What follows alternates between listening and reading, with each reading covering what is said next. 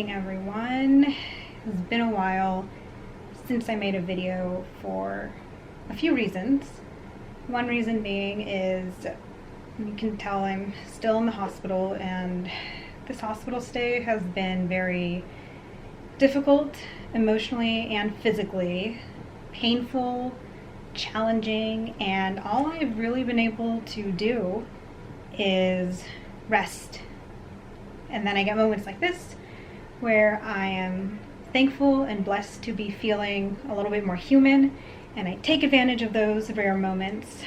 But it's been a hard hospital stay. And another reason I haven't put a video up yet is because I was hoping my first video up would be when I'm back home and I can say we conquered a hospital stay and look at the fun adventures we're doing. We're taking Harlow to the water to swim again, and that's what I want to be doing, but that's not my reality right now. And on this channel, I'm very big about honesty, so here it is. This is the honest truth. Sometimes my chronic illnesses cause me to be in the hospital for weeks on end, and I think today actually marks exactly 3 weeks for this particular hospital stay. If y'all remember my first videos from when I got admitted, I said I was in observation mode because my doctors had stabilized me. They were watching me for I think 24 hours, and if all was well, they were going to send me home. Generally, that's what happens when I go into observation mode. But what can also happen is my team recognizes other symptoms, other problems that could be alarming, and they want to do further investigation. And that's exactly what happened. So my stomach has become extremely distended. It's very painful. My feeding tube, because of all the pressure in my abdomen, cannot run feeds well because the formula just backs right out of the stoma. And I'm getting lots of frequent feeding tube explosions, is what I call them, where just the normal secretions and juices happen like tenfold, and it's everywhere. And I have not been able to have bowel movements regularly or well at all. And it's kind of like my whole digestive system is just giving me problems. And my POTS is flaring a bit, my mast cell is flaring a bit, and that's kind of the gist of what's going on. I can't get into all the specifics, and it's really hard to tell y'all everything that's happening and what we're doing for my health in a video, but that is the main gist of what is happening here. And even though my oral intake has improved because of my medical marijuana, which again, I really want to do an update video on that. It's just been tricky with the hospital stay and all that. But anyways, even though my oral intake has been doing better because of my medical marijuana, I am now having issues keeping it down just because there's so much pressure. And what is going on is they took imaging of me. I am severely impacted, which means I have stool that is just impacted in my intestines. And yes, we have tried many options. We start with the least invasive option and then get more aggressive, more aggressive, more aggressive, more aggressive. And by week 3 now, we're kind of up here. And today I am doing one of the most embarrassing, extremely uncomfortable tests I think I will ever have to do. It is called a gastrographin enema. Gastrographin is the name of the contrast, and that contrast is supposed to get around the stool and lubricate it to help you poop it out. Enemas don't bother me. I've been giving myself enemas frequently here to try and help me use the restroom, but this enema was different because I have to go down to imaging, and there's 4 people in the room, and they have to stick this catheter up my rectum, which the catheter was huge. I asked them, I'm a little person, that's a big catheter. I'm not sure that's gonna work. And I really tried, but I was in tears. It hurt so bad. It just didn't work out. So they canceled the testing and they ordered a pediatric version from Orlando that should be here today. So hopefully with the pediatric version, it'll be easier. Still not pleasant, but easier. And then after the catheter is in, they put in this huge liter and a half bag of the contrast into my digestive system And while they're doing that, they ask me to like move on this side, move on that side, lay on your back, and they take pictures, and then they take the contrast out. I try to use the bathroom, and then they take pictures once again, and they said after all that is done, a few hours afterwards, I should be using the bathroom frequently, and hopefully it'll help with the impaction, and if not fix the impaction, at least lessen it, and the distension will go down, and we shall see. I don't want to do this, but my doctors are saying it's important to do it, so I'm gonna do it. Because the first attempt of this was so just not a pleasant experience for me, my doctors agreed I should be given a dose of IV Ativan before I go down, just to help make things easier so I can, as Janisa put it, USA. And transport is not here yet. Oh, I can show y'all my belly. It's quite painful, honestly. And this is not my belly at its worst. And I just changed the dressing on my feeding tube. My feeding tube stoma looks great, which is a positive. And now we just wait for transport. I don't know if this is a thumbs up type thing. Not a thumbs down, because I know I need to get this test done. Thumbs sideways. Alright, made it down, waiting for the text to grab me for the test. Nervous. I've prayed that God can make this test, this very uncomfortable and awkward test, as comfortable as possible, and He'll be with me. I'm not going in that room, but that one. And I don't know if it makes it worse that I already tried to do it the other day and it didn't go well, or at least now I know what to expect, but I got this. I see the text setting up for me in there, and why is this yellow? Oh my gosh. Feeding tube explosion. Feeding tube probs. Whatever, I'm just get the test done and then I'll take care of that. But I really think it'll be much easier to do with a pediatric catheter.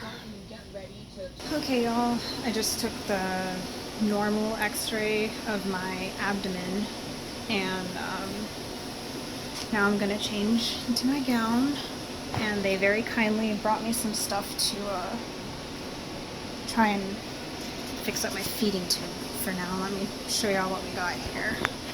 The camera may be shaking because I am really nervous. That is all of the contrast that needs to go in. This is the adult one they tried to use the other day. It goes in about that far with numbing lubrication jelly, and then this little bulge here is a balloon that inflates so it doesn't come out, and it ensures all the contrast stays in so they can get good images. That's just too big, and it even looks awkward. So then they got the pediatric size for me. The only downside is there's no balloons, so like the contrast could come out. I may not be able to keep it in, like there's some downsides to it. That's the numbing jelly. So they actually want to see if I can try the bigger one again, since I have IV Ativan on board, like and you know, that might help. I don't know. They'll get better results with the bigger one, but they do have the smaller pediatric size if we need it, so we'll see. Alright. I think I'm going to let them try again with the bigger one, but if it hurts too much, this doesn't go well, we'd rather the pediatric one, and we'll do our best and change. Gotta keep moving forward to try and fix my distended belly. It's over. I did it, y'all. There were definitely some tears. Most uncomfortable testing I've ever done, but go back to my room. I definitely took some time to myself when I got back to my room to just snuggle Ellie and decompress from that. So everybody will go through testing and procedures, surgeries, whatever it may be, differently. on their own terms, and that's totally okay. I think I'm still shaking a little bit. This one for me was particularly difficult, just because of how uncomfortable it was. There was some pain. It wasn't the most painful procedure I've done by far. That would have to be my bone marrow biopsy, but definitely uncomfortable. So I had 3 lovely lady techs in the room. They were all very nice. One of them, I held onto her hands the whole time. That's all she did for me, was let me hold her hand. She was very sweet. And then the other 2 were kind of prepping me, and the radiologist was trying to stick the catheter up my butt. And I allowed them to try with the original adult version because they would get better results. We were hoping the Ativan would allow me to USA enough for that, but it just hurt too much. And they tried to leave the numbing cream on for long enough to take effect, but I told them, like, listen, I have Ehlers-Danlos syndrome, it's a connective tissue disease, anesthetics just don't work on me, so I don't think it's going to work. I'm not trying to be negative, it's just how it is.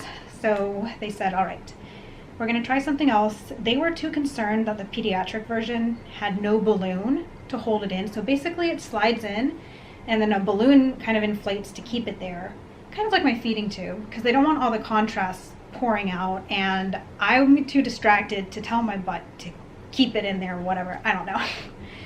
So they used a Foley catheter instead, which is still smaller than the adult catheter.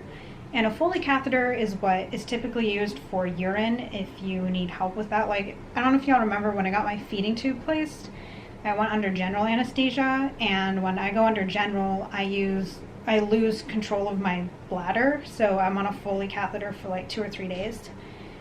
And it was uncomfortable, but more tolerable. And they use the Foley because it's skinny, bendable, and it has a balloon on the end. And then they started putting in all the contrast, and that's when it started to hurt.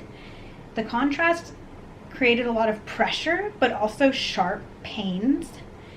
And I had to lay there and kind of let it settle for a few minutes longer than I expected before I could start moving right side, left side, back, so they could get all the pictures they wanted. And they had to keep putting more and more contrast because they wanted it to go further up my digestive tract. And it was just, and I did cry. I wasn't like bawling my eyes out or wailing, but there were tears down my face. I was like not, the shaky breathing, not that kind of crying, but everyone was so sweet, telling me, you're doing good. We know this is hard, but this is important for your health, and you're being an advocate for yourself. You're doing what you need to do. And finally the test was over, and then they put the bag where the contrast was on the floor so it would all drain out by gravity. They twisted my bed downwards so gravity could work even more to get all this stuff out. And the bag was colored, a mix of colors showing that some stool had also come out. And then I had to get my bearings because I was a little dizzy. I was in a lot of pain. And then I was able to walk to the bathroom and use the restroom. But honestly, I think I was just like avoiding contrast and not actually having a bowel movement. And they said that's normal. So after that, they took 3 more pictures of me with nothing in my butt, just of my abdomen, to see what it looked like after the testing. And that was it. Altogether, I think it was about 15-20 minutes long, but it's just not pleasant. And I am so thankful for the techs and the staff and the radiologists who were all so kind and patient with me. They were awesome. Honestly, I felt like I kind of made a fool of myself because they have people doing this testing all day, and I'm sure they're just fine with it. But like I said, people will go through these things differently, and for me, it was hard. It was a challenge. But when I came out of the restroom after, avoiding the contrast even more from the toilet, this was on the table, and they said, we got you a gift because you were so brave. I was like, y'all are so sweet. They got me this stuffed lamb, like above and beyond these techs and staff workers and the nurses here. Oh, I'm just so touched. So no, Ellie has a friend. I considered bringing Ellie down, but I was kind of like, I didn't want her to get dirty. Like, who knows how messy this is, but And now I'm smiling because even though I wish I wasn't such a wimp about it, and you know what? I don't care if I was a wimp about it. You know what? I'm just smiling because I got it done. And now I think by tomorrow we will see where my team wants to go. If I'm still distended and having issues, what's next, you know? Because at least I conquered it. And if y'all have any procedures, no matter what it is, that's difficult for you to conquer, I would love to hear about it in the description, or not in the description, in the comments, because we can share our stories of being brave, and I think that would be good. But for now, just taking a deep breath, and I'm proud of myself for getting through that and getting it done, and being my own biggest health advocate.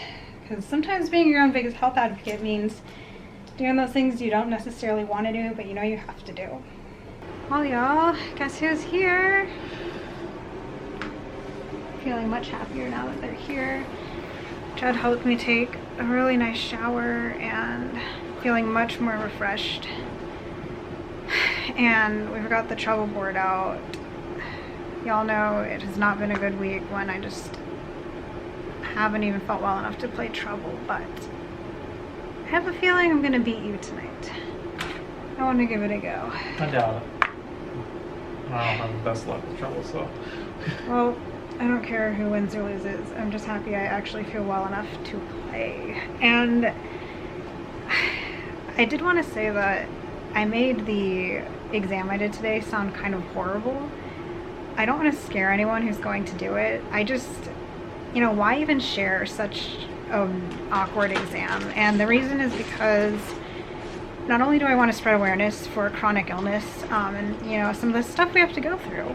Yeah, you know, some people don't even think about some of the stuff we have to do.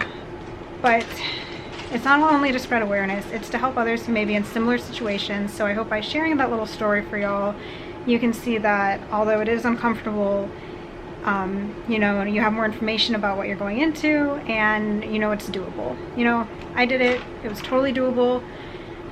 It's not something I would ever do again unless I absolutely had to, mainly because I don't think it's helped me. It's been a few hours, so if it would have worked, it would have worked already. I'm still very, very distended, as you can see. And the distension actually seems to be worse than it was before the exam. And I'm starting, like, since the contrast they gave me, I started having some more issues with my mast cells, so I might be reacting to that a little bit. So I don't think it's helped me, but you know, my doctors are going to get good information from it, so we can move forward with a better game plan. I have used the bathroom more, but I'm just like avoiding myself of the contrast. So it's not, I don't think it's been as successful as we had hoped it would be, but it's something I had to do. We did it. And tomorrow I'll find out what my doctors want to do next. But for now, I've got the lovely hippo snuggling on my feet and legs. My husband. I love you. I got a 6. He just got out. Maybe he is gonna win. What am I gonna get? 3. We'll see. Let's take all bets. Who says Judd's gonna win? And who says I'm gonna win? And who says it's gonna be Harlow because she's so cute? Anyways, we're gonna play our game. So with that, we'll say goodnight. And thanks for joining us on our adventure.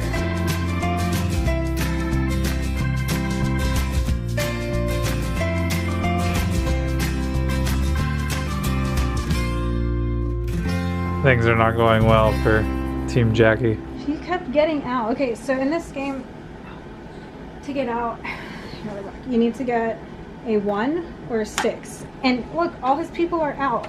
No, I have one still. Remember? Oh, one still no. Remember that one time we played, you literally got all of them in and I never left off. That was a great game. Okay, I got a 1, so I get to go again. Ooh. No, it's your turn. Okay. I gotta roll 4. A 1. Oh, I could move that 1. No, I'm gonna do this.